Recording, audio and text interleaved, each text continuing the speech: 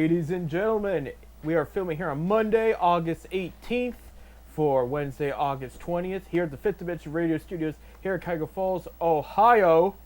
And it's time for 10 Cent Beer Night, the official sports show of FifthDimensionRadio.com every Wednesday, 7:30 to 8:30 p.m. Eastern Time. And officially every Wednesday, if anybody knows, we didn't take a summer break this year, except for one guy. We want to welcome back Bob Fritz to the show after much-needed time off. How are you feeling? I'm feeling good. Surgery, all the surgery went well, and just got to get back in that golf course. That's all. Yeah, right. But before you get back to the golf course, this is a big week for Fifth Dimension Radio, Bob, as you know, because it's your hard work and efforts that made it happen. And we are going to start our high school football schedule this Friday. Waterloo Vikings of the Mahoning Valley League is taking on the Springfield Spartans. Springfield's playing host of the Metro Conference. So looking forward to that. And, Ronnie Whitmer will be the play-by-play man. And we're just looking forward to it. We worked hard to get this going. And I'll tell you what, we owe a lot of it to that guy sitting over there in the corner, too. Right. So. Absolutely. And I mentioned this before to anybody. This is, again, we're worldwide, but this is for a local It's reason. northeastern Ohio, pretty much northeastern Ohio. Right. Well, what I was going to mention is we're still selling advertising for this, and spots are being taken up like hotcakes. It is very affordable. If you want to reach out, give us an email. We'd be happy to hook you up. Like I was telling Ronnie, logistics-wise, about 74% of our listeners are from northeastern Ohio area. Right. So we're getting a draw. Right. Of course, that's thousands, by the way, of people. We're averaging over 10,000 a month. Listeners. And that's total now 74% of that. So you get the gist. I mean, that's over 5,000 for sure. So if you got a small business out there or a business you'd like to advertise, you can always give me an email at fifthdimensionradio@gmail.com, and I'll get back with you and we can talk over how it works. Absolutely. Well, we're excited about that. Real quick, I do want to throw this out there. We did have some breaking news before the show started today. Same topic, two different teams, and they're both our teams. We'll start with the Ohio State defending championship Buckeyes announcing redshirt freshman Julian Sayin as the starting quarterback. And for those that don't know Sayin's story, he was the top quarterback for 2023. He committed to Alabama, but when Nick Saban retired, he changed where he wanted to go and transferred to Ohio State. He sat behind everybody last year. He was redshirted, and then they opened up the competition between him and I'm drawing a blank, but Lincoln. I can't remember that was his first or his last name there, but they opened up the quarterback competition, and they decided he was the guy to do it. This kid's already got a pro arm. That's what makes him special. We're talking about power. I'm not 100% sure where his accuracy stands on a scale, to be honest, but they're saying he was number one in the class for a reason, and now Ohio State is going to put him out there against Arch Manning in the first week match. Which, by the way, last time, Bob, we had you here, we talked about how wrong it was this may have been off-air discussion, but how wrong it was to have that game at noon. Now it looks even worse because Texas is rated number 1 in the country. Ohio State's rated number 2. You got two top quarterback recruits going at it, and the game's at noon? That should be your primetime game of the week. What are you doing? NCAA, they're too busy punishing Michigan, Which, by the way, I saw a great meme yesterday. I thought you'd like this, Bob, and I'll show you in person here, but just to describe to the fans out there.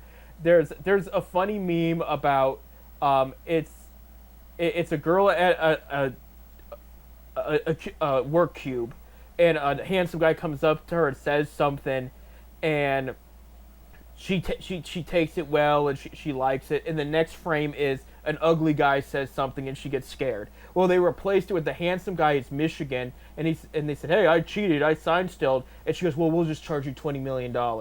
And then the ugly guy is the Acura logo, and he says, we had bad grades. She goes, you're suspended for the whole postseason. You can't do that. And it's funny because it is kind of ironic that that's the situation between the two programs, but that's besides the point there. But Michigan, watch out, Julian Sayin is here. So there you go. And then the other quarterback that was announced, I thought it'd be later in the week, but they just announced it. Cleveland Browns have made it official. Joe Flacco is the guy under center. How many more preseason games they got? One more. One more. It's just 3 now. The days of 4. The days of back when you were growing up, there were 6. There were 6. Yes.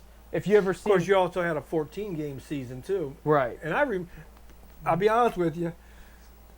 In the late 60s, I remember 12. They had a 12-game season. Right. You're going way back there. I just remember the television, and money. Right. Absolutely. And Bob, they're in discussions about making it an 18-game season now. Yeah. That's been brought up. And they're seriously. I think you're going to hear a change next year, in my opinion. At least an announcement, and maybe by 2027 they're going to add another game. And I'm not sure how I feel. I mean, I'm not against, because I like the even numbers because of the 500 records. Because like now today, if you win 8, you can go 8-9. you know, and it looks weird. You know, you ain't gonna have no 500 season. No, not unless they change it. I mean, I'd love to see a 500 season in Cleveland. But well, you know what? Last winning season was because of Joe Flacco. Right. Joe Flacco's back. He has not. He will play the last preseason. All the starters are supposed to play the last preseason game, get their feet wet, and just get prepared. Stefanski has kept most of the starters out till this point. There was some stars that did, like for example, Mason Graham, the 5th overall pick. He did play the first preseason game. He's expected to be the starting defensive tackle on that line with Myles Garrett. But we'll see. But Joe Flacco is the guy. As far as all the rest of the quarterbacks go, what's going to happen there, we'll find out. But they did hint that they are leaning towards carrying 4 quarterbacks into the season. We'll talk a little more Browns a little bit later. I want to get the Joe Flacco stuff out of the way here. Just to mention that he was announced officially as starting quarterback there. But I like that going in.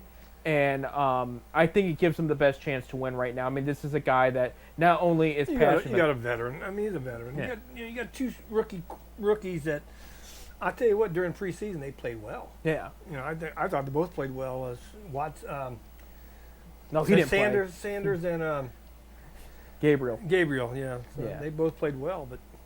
Right, absolutely. And there's teams that have been asking the Browns, hey, are you going to part with any of them because we would like a trade? And they said no. I think there'll be a trade if the right offer comes up. I'm sure there will. But what I like about Flacco going in is, I had mentioned this last week with Shadur, but the only outside of Shadur, because he's still new, the only time we have seen a team go around and support a quarterback, like have his back fully and be excited about it, since this quarterback carousel in 1999 was Baker Mayfield and Joe Flacco. We didn't see that with Johnny Manziel. We didn't see it with Charlie Fry, Colt McCoy. We got quarterbacks that were respected. You know, Fry and McCoy were one of those. Derek Anderson, his Pro Bowl season and everything. But we didn't see everybody like, this is my guy. I have his back. We're going to make stuff happen. And we saw that with Baker Mayfield and Joe Flacco. And not just that, but with Flacco, his experience, he's a Super Bowl winning quarterback. And what he already had done to Cleveland a few years ago. This guy, yeah, he might be 40. His arm is still good. He's got still one of the best arms in the league as far as the combination of power and accuracy. And what's nice is, you know, you look at guys like Aaron Rodgers now, and I'm not picking on him just because he went to Pittsburgh. But you look at Peyton Manning at his time of his career at this age, Drew Brees, they took a lot of hits. They started the majority of their career, and their arm was not the same at this point. Flacco had chunks of time after the Ravens where he didn't play, so he healed up. You know, last year he didn't play a ton for the Colts. When he did play, he did well. You know, but with the Broncos, he played a bit. They found out, yeah, this might not be our guy. They sat him. With the Jets, he only played when there was injuries. So his arm's a little more fresh at this age and stage of his career than a lot of the guys we have seen. So, and I think that's what I like about it. And they were showing, and I get it, it's training camp at scrimmages. We saw Deshaun Watson tear up the Vikings last year, and it didn't mean anything in the end. But I was watching Flacco play against the Eagles, and these Eagles defenders just about had it. I mean, he was hitting, barely open windows, right on point, hitting his receivers, just dropping the dimes perfectly. And these defensive backs they couldn't get their timing right to deflect it, to try to get on the wide receiver. Right? Like, he found the holes in the defense, jumped on it, and I mean, he looked like the quarterback won at the end of the day. So, like I said, I told you, we always said I think Flacco will be your starter. yeah. Well, you're right. Flacco is the starter there. So, before we get too deep into football, because we got a lot to talk about, we'll even talk more about the high school game and stuff. But let's talk some baseball here. I told everybody last week Guardians should go 4-2. They went 2-4, and that really. Well, the pitching's been horrible. The bats, I watched twice yesterday. Once with the bases loaded, and they couldn't get a run in. Right. They took 2 out of 3 against the Marlins. They did have a bad game, losing 13-4 against them in game 2. Again, Marlins are one of the better hitting teams in the league. And then you had Atlanta. They got swept. And, we've been talking on this show how Atlanta's been one of the most disappointing teams in the league this year. Well, they didn't disappoint in Cleveland. So this is the situation. 8.5 games from Detroit, 3.5 from the last wild card spot. Royals are 9 games behind Detroit. So Royals are starting to heat up a bit. Royals are starting to play a little bit better. And they did this last year. They started creeping up. And they did make the playoffs, if you can remember, last year. They snuck right in there. So we had 5 teams in our division made the playoffs last year. Yeah. Everybody but the White Sox, if I'm correct. Twins are starting to slip a bit. So you have Tigers with 73 wins. I want to see something real quick. Yeah, that's not the best in the league anymore. The Brewers are actually. But they're tied in the American League with the best with the Blue Jays. Red Sox and Yankees about 5 games back behind the Blue Jays now. Rays are 12. Rays are slipping.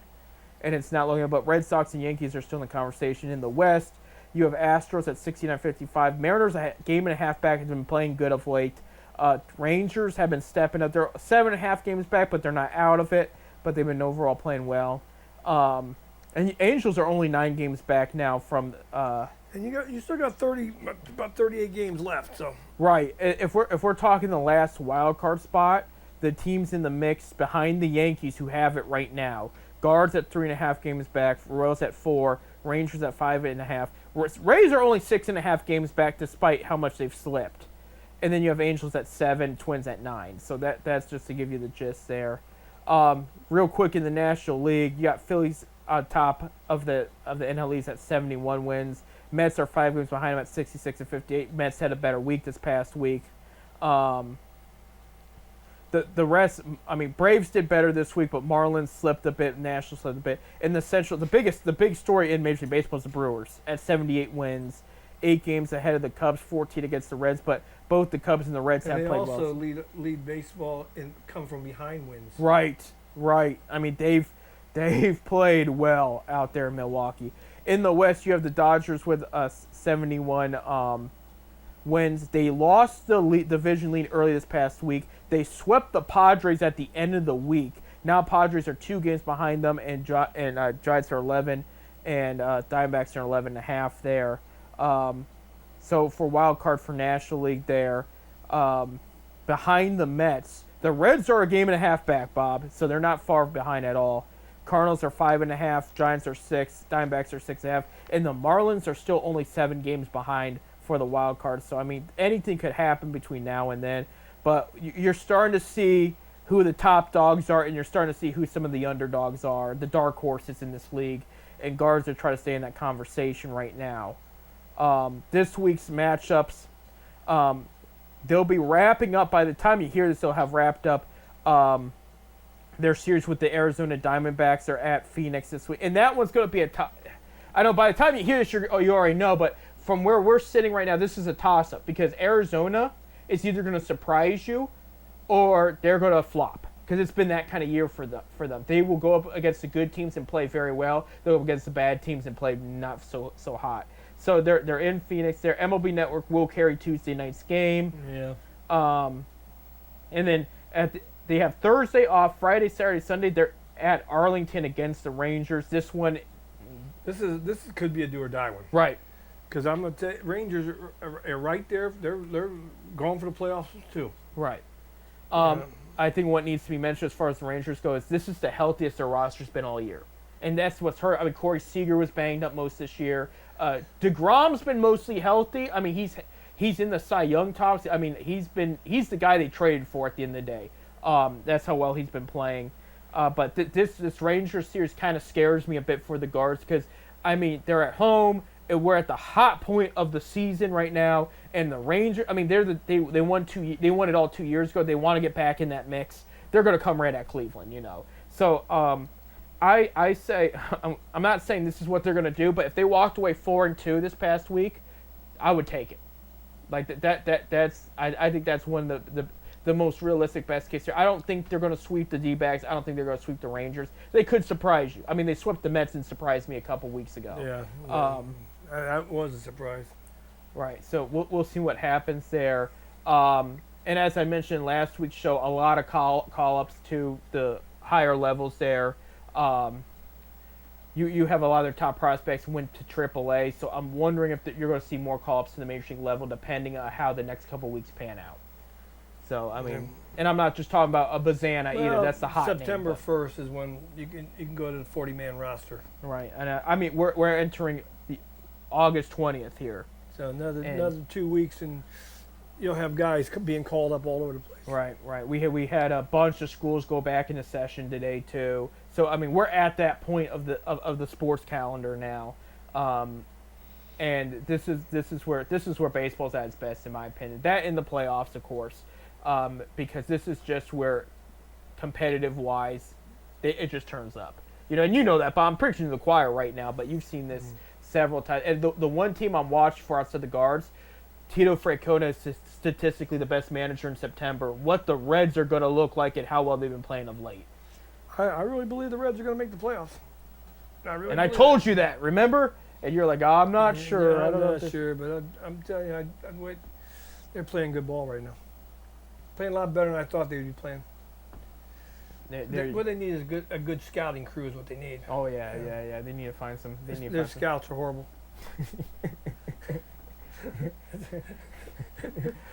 There you go. He's allowed to say that. I'm not.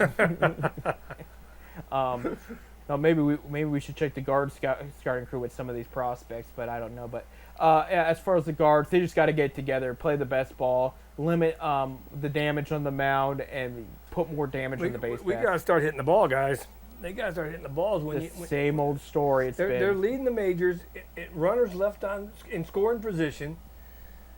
You know it's bad when the White Sox are better at you than that. I mean, even the Rockies. Yeah, I know. Goodness gracious there. Right? We got to take a break. When we come back, okay, Cavaliers schedule got released. We're going to talk more Browns, and we're going to talk about the Springfield-Waterloo match. We do got to talk about that a little bit more. But all that and more, stay tuned.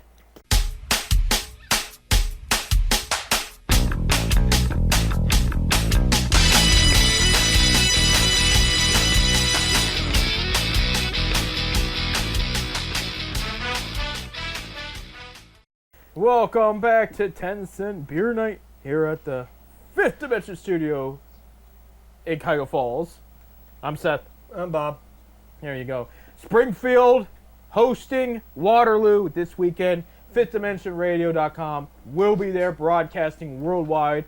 And you had mentioned that we have even people out of state saying that they're going to tune into the broadcast. A good friend of mine down in Nitro, West Virginia, Kevin Asbury, said he's going to tune in because he's an alumnus from Springfield High School up here in Akron, Springfield. They call it. There is two Springfield high schools in Ohio. There is, yes. There's Springfield City and then Akron, Springfield, but over there in just south of Ellet. Right. Yeah, the Springfield John Legend is from. It's closer to Columbus, so that's the Springfield a lot of people think about. It's still they're both as messed up and wacky as the Springfield on The Simpsons. So. But outside that, no, this is going to be a fun game. These are two schools looking for a turnaround from their past efforts, you know. So these are two programs. So this could be a solid game for you guys, solid first game, because these are going to be two evenly matched teams going at it. But you got Springfield hosting, so they got kind of the home field edge here. If there was a spread, you should not be gambling on high school sports. But if I would say, 3.5 point favorites maybe. Yeah, I'll for give Springfield. because of home field advantage. Yeah. Yeah, I don't gamble, but No, and we're not saying to gamble for the. We're saying a hypothetical scenario. Okay. I do know that reading, of course, a little bit ago we had our play-by-play guy was in here in the studio, but he's already left. I gave him some things about the game coming up here, and of course Waterloo finished the season last year at 4-6. It was in the Mahoning Valley Conference. Springfield finished the season at 1-9, and they're in the Metro Conference. I don't know if it's called the Portage Metro Conference or just Metro Conference. Now, it used to be years ago it was Portage Metro, but I think they kind of did away with that. But anyway, I know Springfield's got 17 returning lettermen, where Waterloo only got 6. So, and both teams got new coaches. Both teams brand new coaches. One's never coached. The Waterloo's coach.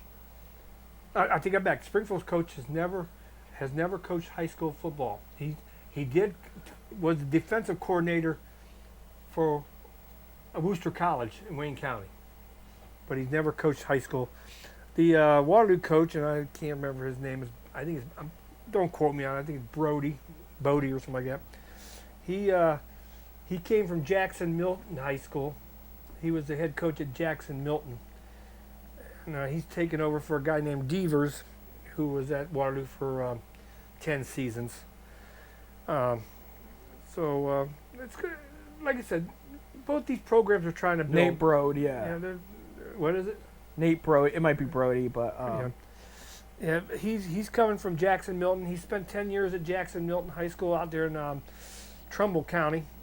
Trumbull or Mahoning? And it's right there on the borderline. Jackson Milton program over.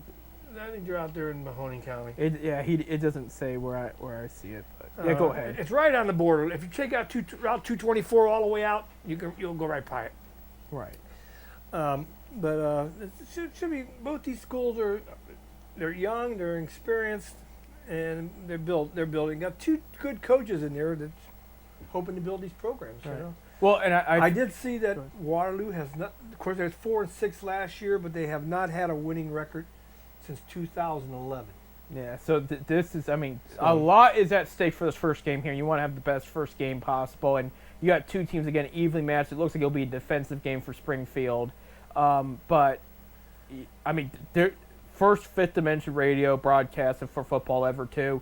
I think we're in for a treat. I think this is going to be a close game. Obviously, like Springfield has the edge, but Waterloo had a decent season. Not bad, but decent. 4-6. They finished. I think it was 4th in their conference, 4th or 5th. So they were tied with somebody. Yep. So there you go, and it's gonna be fun there. I have family that is alum of Springfield, just a couple there, so. I haven't told them yet, but they should find that fun. They weren't really sports people anyway, but still, they're all alma mater. Coming from a soccer family? No, this is the other side. This is stepdad's side of the family. Yes, yeah. This is my half brothers went to Springfield. Yeah. Okay. So yeah, that's a whole different side of the story. But yeah, no, the soccer family kept the soccer in there. So. But it should be interesting. This is our first go at it. And we're gonna see how it goes, you know. Yeah, it'll be a lot of fun for you guys for sure. I know that guy over there sitting in the corner. I don't know. Sometimes he gives me that look like, what you got me into? Right. But I think we're going to have fun with it. I think they enjoy it. Right, absolutely. No, I think you guys will too. As long as you got enough space, it's not too hot up there. I think that would be my only. Well, I got a little portable fan. I'm going to carry it with us. There you go. At least the game started at 7. I know we had our last sunset for after 8:30 yesterday, if I'm correct. I'm looking at Bob to see if you knew this. I know Cincinnati posted. I'm suspecting if Cincinnati posted, it's the same for us. They're saying that was our last sunset for after 8:30 till March 2026. So like the sun's going to go down a little sooner, not too. We're not at that point where it's going to go down. But it's starting to feel nice when the sun goes down. Yeah, it's hot during the daytime here in Northeast Ohio, but And that sun goes down and gets down in the high 60s. Yeah. So it feels Beautiful day today. Beautiful. We're supposed to have a beautiful weekend for all this stuff too. Great. They're calling for 90 on. Well, it'll be over after this. 90 on Tuesday, but shows on Right. Wednesday. So. Wednesday, a little bit of rain and what, but that's. I mean, it's been sunny like. I mean, we haven't had to cut the grass because the grass is so dry and brown right now. But hopefully the turf will be ready for these football players. And then we mentioned soccer for the soccer teams too. Well, soccer's going on now. Right. You know, high school sports. A lot of schools aren't. They're just now going back. Right. I know a couple schools went back today. I know where I live. They go back tomorrow, on Tuesday the 19th. So by the time they see this, they'll already be back in school. But Right. Absolutely there. So. like I said, it's we're looking forward to this. We've got some good games set up. We got some playoff teams that made the state playoffs last year. It's, You got good matchups, and that's what me and Ron emphasized a few weeks ago. So, all right, again, 7 p.m. Eastern time, kickoffs at 7 p.m. Eastern time. and there you go. But we'll be going on the air with the pregame at 6:45. So you go. So pregame at 6:45 p.m. and we'll have that posted too. Yeah, that's posted. I posted this morning. Okay, but, awesome. But no, it will be posted pretty much every day on the webpage and on the Facebook page and awesome. even the 10-cent beer night page. And if you Yes. haven't liked our 10-cent beer night, please go on there and like us. We've had a lot of likes this past week. Past week. It's been building. So, and then with a lot of news and everything. Speaking of news, I do want to put this out there because we have a lot of football to talk about the rest of the show, so we have to throw this there. Our Cleveland Cavaliers schedule got announced this past week. And I hear we're going to play on Christmas Day. Yes, we got Christmas has invited the Cavs back. I'll list to you the national games first because they have a lot of them. Real quick. So their first game will be Wednesday, October 22nd at New York against the Knicks. ESPN has picked that game up. Their fourth game will be Monday, October 27th at Detroit against JB Bickerstaff and the Detroit Pistons. That is the first Peacock streaming broadcast game in NBA history. Will be between the Cavs and the Pistons, and then there's a game to follow it, which will be the second ever. But Peacock's first crack at the NBA will be Cavs and Pistons there. That same week, Game 5 of the season, October 29th, will be at Boston. ESPN has picked that game up there. Let me see. For the NBA Cup, they will play Toronto, Washington, Indiana, and Atlanta. And then that will change if they win those games in advance. Is that what they call the in-season tournament? Yeah. But I mean, I have to mention it. I don't have to, but I do. I know. Game 15, Monday, November 17th, in Cleveland against Milwaukee. That will be a Peacock game, okay? Game 17, Friday, the 21st, Indiana at Cleveland. That will be Amazon Prime with the former people that did TNT. So that will be a Cavs' first Prime game there. Game 19, Monday, November 24th, at the Toronto Raptors. Peacock will also be hosting that one there. Game 30, Monday, December 22nd, the Charlotte Hornets come to Cleveland. These are some weird national games. They want to see the Cavs beat up on some teams. Peacock's also going to have that game there. Okay, Thursday, December 25th, Bob, here it is. ABC, the first Christmas game out of 6. Cavs at Knicks. So there you go. And that might be your top. If things stand as they think it is, that will be your top 2 teams in the East because of all the injuries that have happened to Indiana and Boston. They think that's how it's going to shape up and look. But so there'll be Cavs and Knicks at Christmas time there. So hopefully an early afternoon Christmas present for Cleveland there. Monday, December 29th at San Antonio. For the first time since the late 90s, early 2000s, NBC will be hosting the Cavs game. We haven't seen NBC host since... I don't remember last time NBC had a game. NBA game. They did Sunday night games. And it's been a while. And they actually used AI. The guy that used to do the introduction, he's passed on now. They used AI to bring his voice back. He's going to be doing it via AI now. So that's kind of cool in a way to just bring back a legend there, voice legend. But they'll be at San Antonio. Joe Tate then. That's an interesting debate, but there you go. Game 40, Saturday, January 10th. Minnesota at Cleveland. That's an Amazon Prime game. That's going to be a good one, too. Game 42, Wednesday, January 14th at Philadelphia. ESPN has picked that up. And I have the 76ers doing better this year, so watch out for that. Monday, January 19th, Martin Luther King Day in Cleveland. The defending champion Oklahoma City Thunder come to Cleveland on NBC. This is another NBC game to play the Cavs for Martin Luther King Day, because Martin Luther King Day is a big basketball event now, too, in the NBA. It's the way it is. Game 45, Wednesday, January 21st, at Charlotte. ESPN picked that up. I think they're thinking Charlotte's going to be better this year than, because, I mean, that's multiple national games between Cavs and Hornets. Game 48, Monday. A lot of Monday primetime games. Oh, my gosh. January 26th, Orlando will be in Cleveland. Peacock will have that one. And this one's going to be interesting, because will this be the last time that he comes here in that uniform? Game 49, Wednesday, January 28th. The LA Lakers come to Cleveland on ESPN. Yeah, he'll be in the wine and gold before then. We'll see. I think he'll wait till closer to buyout, but I think it's possible here.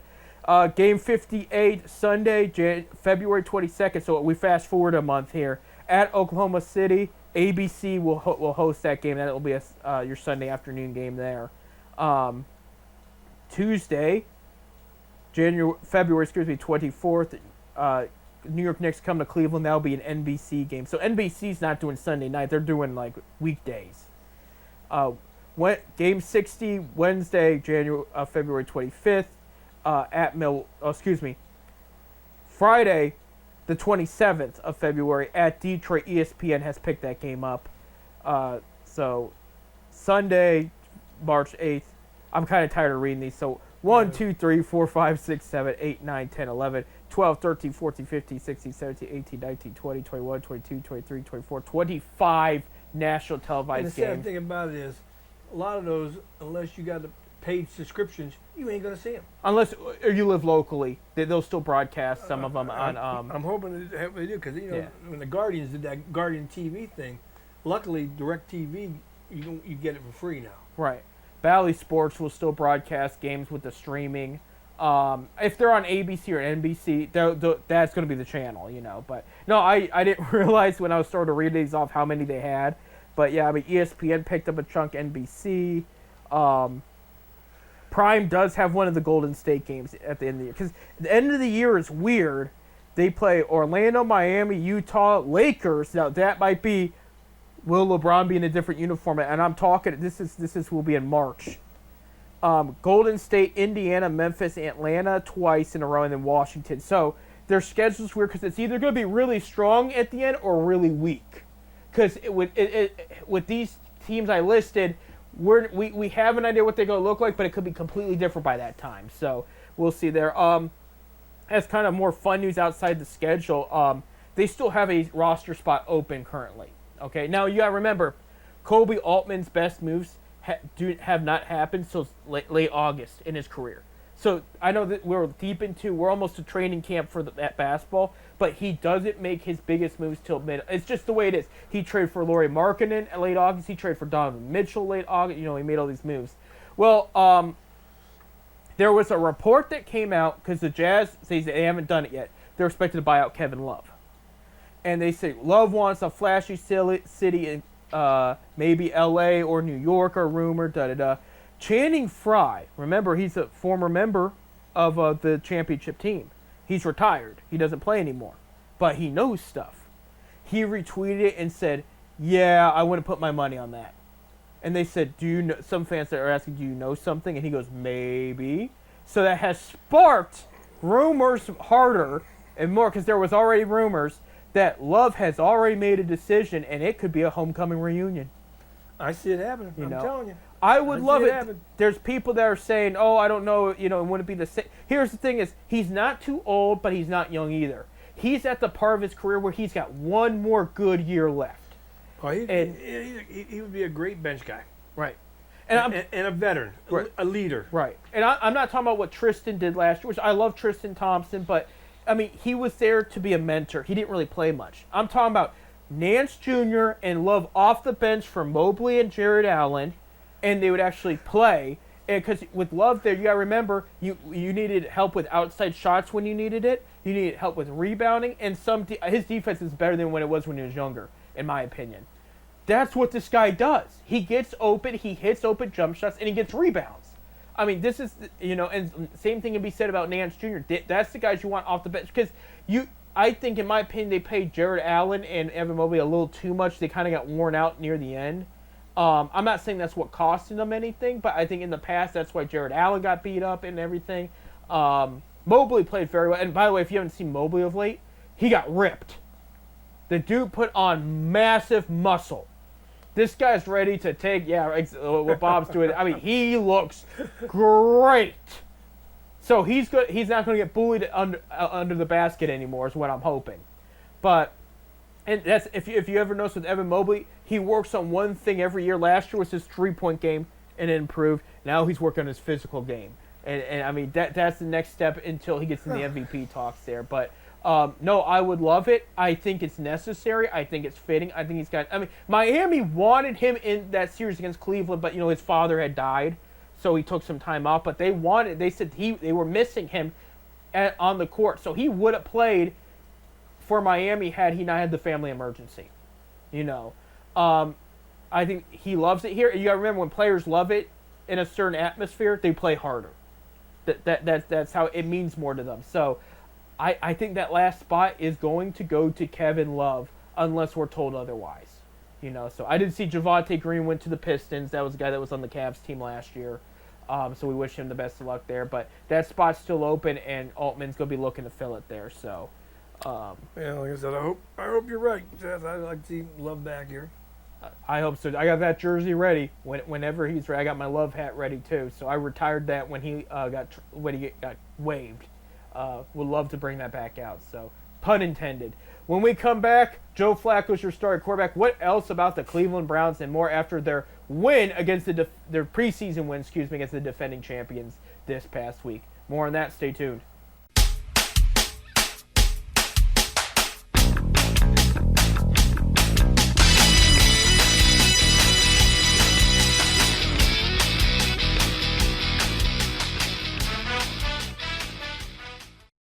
All right, welcome back to 10 Cent Beer Night here at FifthDimensionRadio.com. Our last segment for today, our second last show in August. But I'm not sad. There's a lot. I mean, I love my summertime, but there's a lot going on. There's a lot of good things to talk about and a lot of things to look forward to, Bob. And if you would have asked me a month ago, would I be looking forward to this Browns season, I would have told you no. Because after coming from a 3-win season and all the drama, we're diehard Browns fans. We're no matter how bad they are, we're still going to root for them. You're right. And yeah, I will root and watch them, don't get me wrong, but I'm starting to, this preseason and the right moves that have been made of recent, starting to get a little pumped. I just hope they can win when they become the Brook Park Browns. Anyway, he wants to talk about that there. I ain't going to talk about it because I tell you what, I'll go back to being a Bengal fan when they move over there. You don't want to do that because they're kind of fall back. I'm glad you brought that up, actually, by the way. I meant to bring this up earlier and it didn't happen. There's been a lot of trade requests in the league, believe it or not. Micah Parsons of the Cowboys. Cowboys don't want to let somebody like that go, but he's really, really upset. He wants a trade request. Terry McLaurin, wide receiver of the Commanders. Former Ohio State wide receiver. He's really upset too. Now they think that situation's getting better. They think they're going to come up with a deal, but so there's been discussions. Oh, the Browns should talk to one of these guys. I mean, they got the draft. I mean, if there's a time to go in, this would be. And by the way, I like both those players very much. I think it'd be a worthwhile investment, and there is money in the salary cap for the future because Watson's deal is no longer relevant to that time period. So the question becomes, should they make a move there? They did. There's another guy I didn't mention. Trey Hendrickson, former Ohio State defensive lineman. Mm-hmm. Okay. I believe. Let me look that up, make sure that's correct. I gave some wrong information last week there. What's the rumor about the airport in Brook Park? Oh, I didn't really hear about that. Let me see. I don't know if No, he played. Florida Atlantic. He played under what's his name before he left? Romeo Cannell. No. Hugh Jackson. The former Raiders coach. He beat the Zips in the bowl game. I can't think. He's no longer there, but yeah, he played for Florida Atlantic. Because I was talking about false information. I do want to quickly, before we talk about this, I do want to quickly apologize for false information I gave last week. Somebody decided to write up a true story, put false narratives in there about a police officer dying. There was an NFL rookie that lost his brother in the line of duty, but it had nothing to do with the Atlanta Falcons and Detroit Lions fans, so that was my apologies. He was actually shot trying to serve and protect, but he was a brother of a rookie of an NFL player.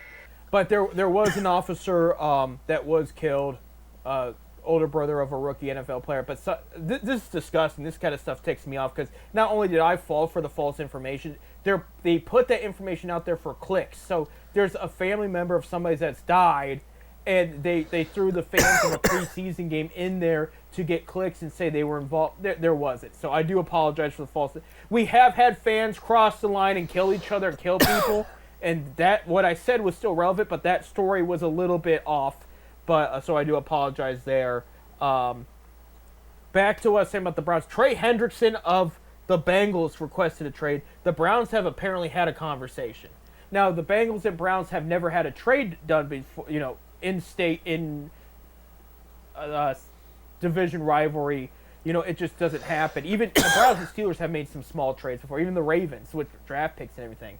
But the Bengals and Browns have never. The closest they ever did was the A.J. McCarron trade that thankfully did not happen, where the Browns were going to send a second-round pick for A.J. McCarron, and Sashi Brown accidentally, I think it was intentional, because he didn't want to do the trade. Hugh Jackson did not file the facts in time, and it called the trade-off.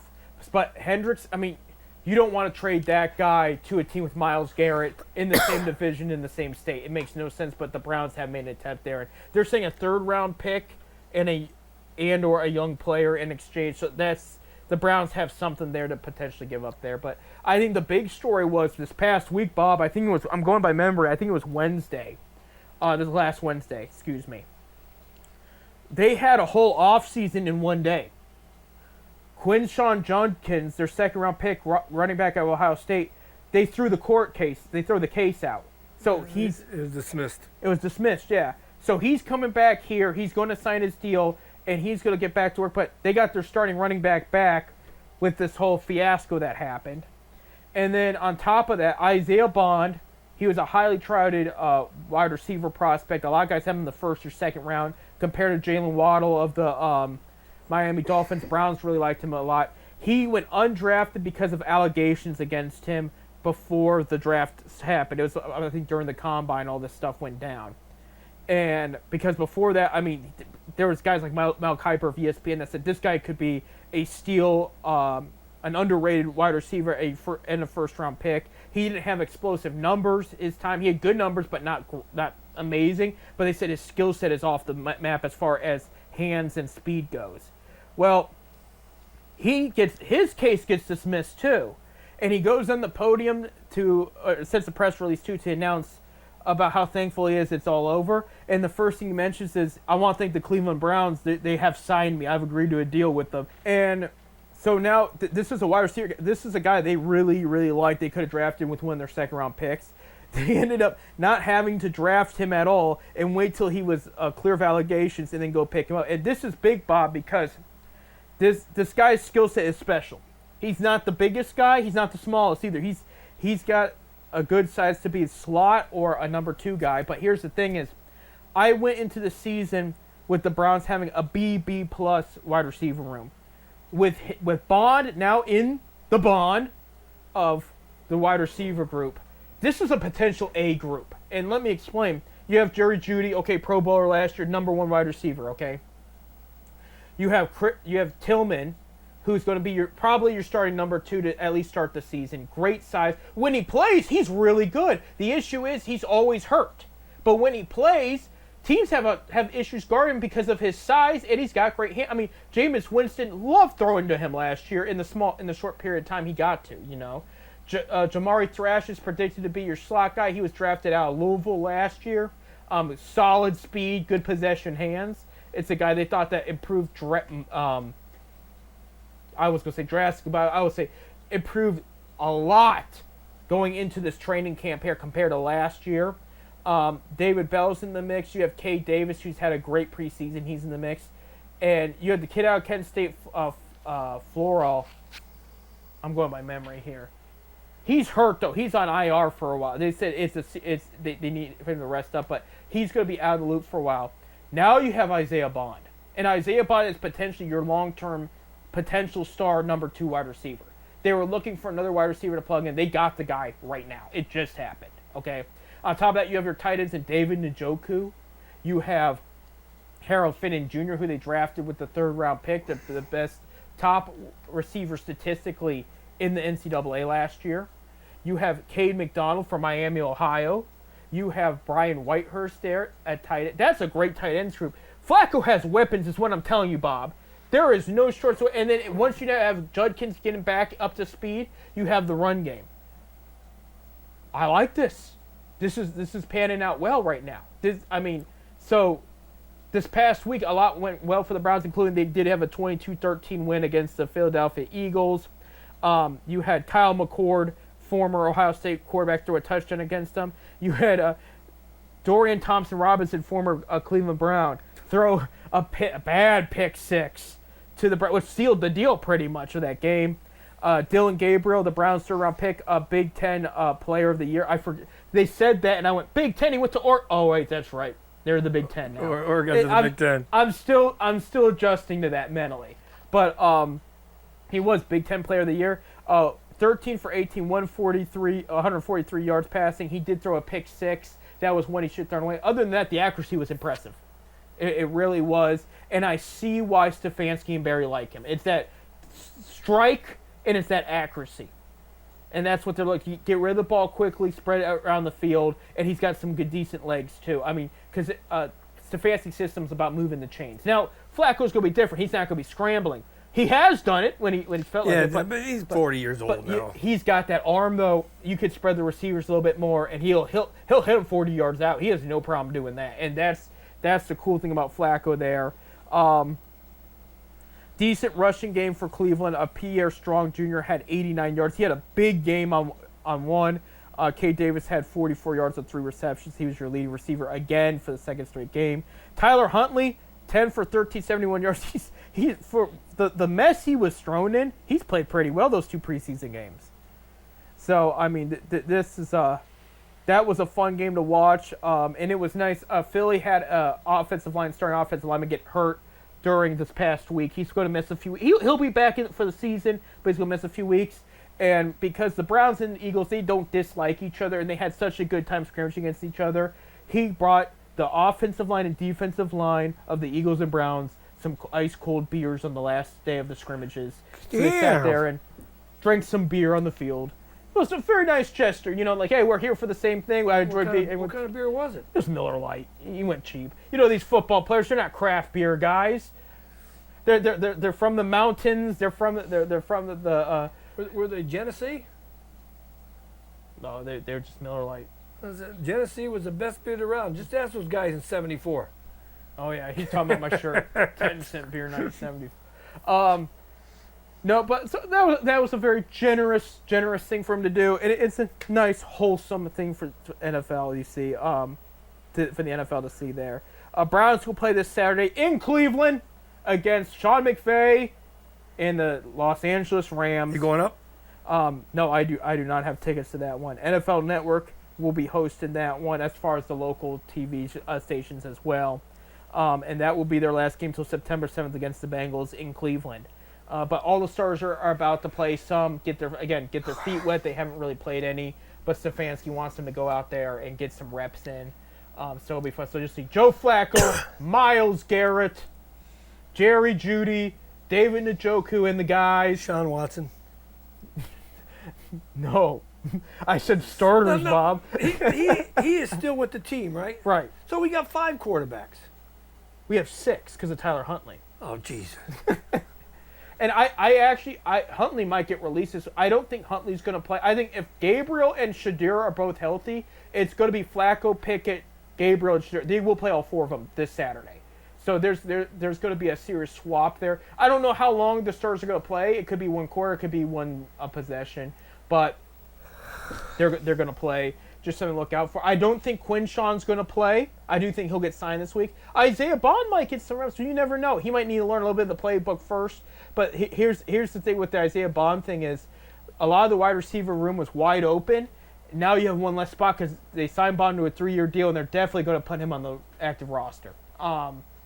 So, I mean, that's how it goes sometimes, you know. But we'll see what happens. I did see they have signed a lot of veteran defensive backs, some guys looking for reps and whatnot, guys from the Commanders, the Colts, even the Steelers.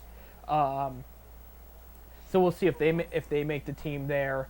But this is exciting. And I think the most exciting thing is, I know it's just preseason, but this defense has so much great depth on it. And I get, like, they're going up against third and fourth squad offensive linemen, which does make a difference. Those guys are trying to make it too. But the pressure, the containing from these linebackers and defensive line is some of the best I've seen in a Browns uniform of the past decade. Because that was some of the problems. They could pressure, but they would, you know, especially against Ben Roethlisberger, they would miss him. He would get out of the pocket a bit. They would miss like 3 sacks, and then he would find the guy wide open down the field after the defensive backs were worn down and make the big play, you know. We have seen in this preseason, guys, if they miss the tackle, they do it in a way where they're still on their feet, they're contained, they're watching, and 2 yards down, they get the guy down, and it might even be for still a loss of yards.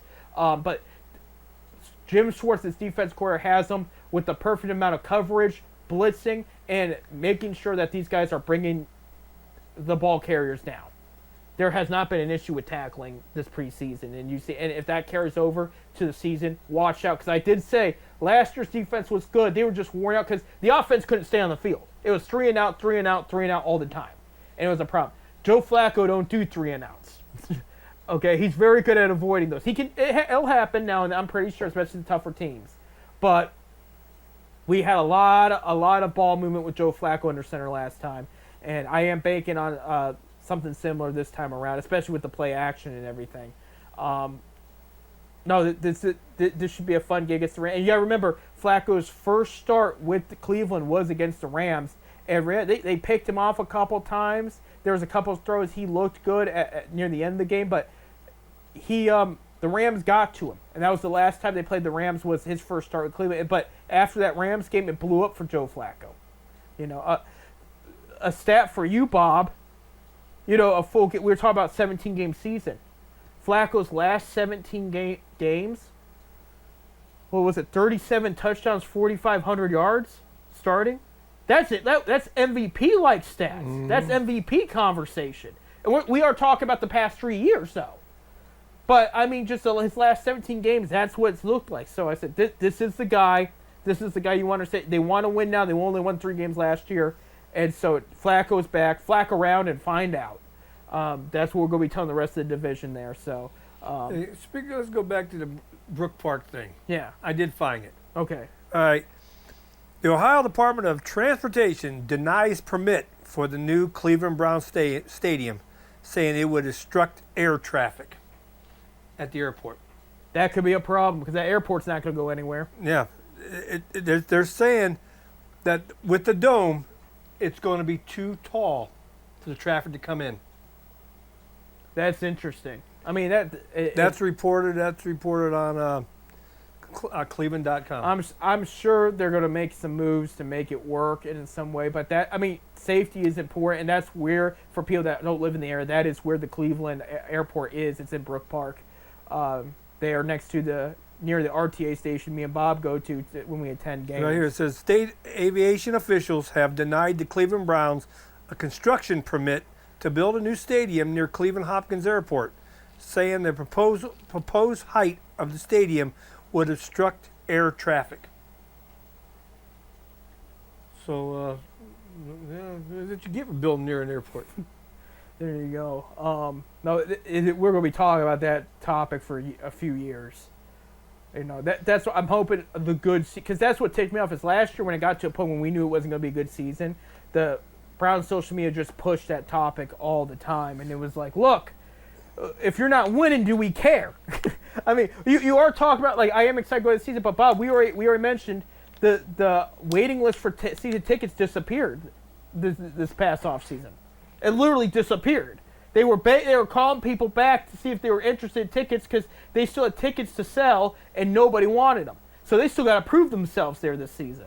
So I'm sure tickets are selling very well for the first game and everything. People are starting to warm up and get pumped up again, but there's still a lot of work to do at the end of the day. But just like I said, I'm not a big fan of going to Brook Park.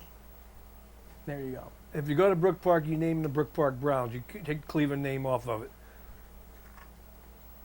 It's still in Cleveland. Not in Brook Park, they ain't. Brook Park is its own little city. Brook Park is its own little town with transportation.